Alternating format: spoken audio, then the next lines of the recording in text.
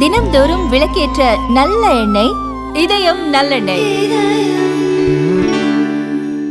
இந்திய விண்வெளித்துறைக்கு புதிய இலக்குகளை நிர்ணயித்துள்ளார் பிரதமர் நரேந்திர மோடி.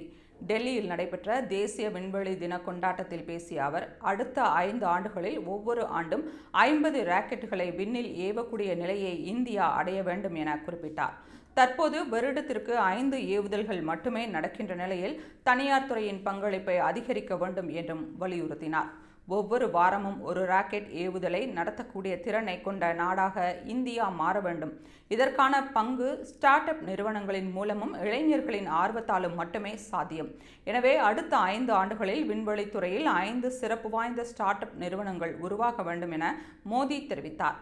இந்தியாவின் விண்வெளி சாதனைகளை நினைவு கூர்ந்த பிரதமர், 2 ஆண்டுகளுக்கு முன்பு சந்திரனின் தென் துருவத்தை அடைந்து வரலாறு படைத்த முதல் நாடாக இந்தியா மாறியது பெருமைக்குரியதாக கூறினார். அதேபோல சர்வதேச விண்வெளி நிலையத்தில் மூவர்ண கொடி ஏற்றப்பட்ட தருணமும் ஒவ்வொரு இந்தியருக்கும் பெருமையாக இருந்தது என நினைவு கூர்ந்தார்.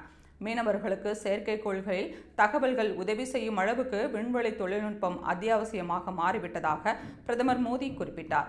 மேலும் விரைவில் இந்தியா தன்னுடைய சொந்த விண்வெளி நிலையத்தை அமைக்கும் என்றும் அதற்கான ஆயத்தப் பணிகள் நடைபெற்று வருவதாகவும் தெரிவித்தார்.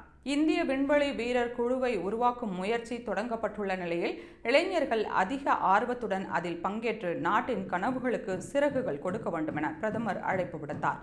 கடந்த 11 ஆண்டுகளில் விண்வெளித்துறையில் நடந்த சீர்திருத்தங்களின் பலனாகவே இன்றைய உயர்வுகளை இந்தியா எட்டியுள்ளது என்றும் அவர் வலியுறுத்தினார்.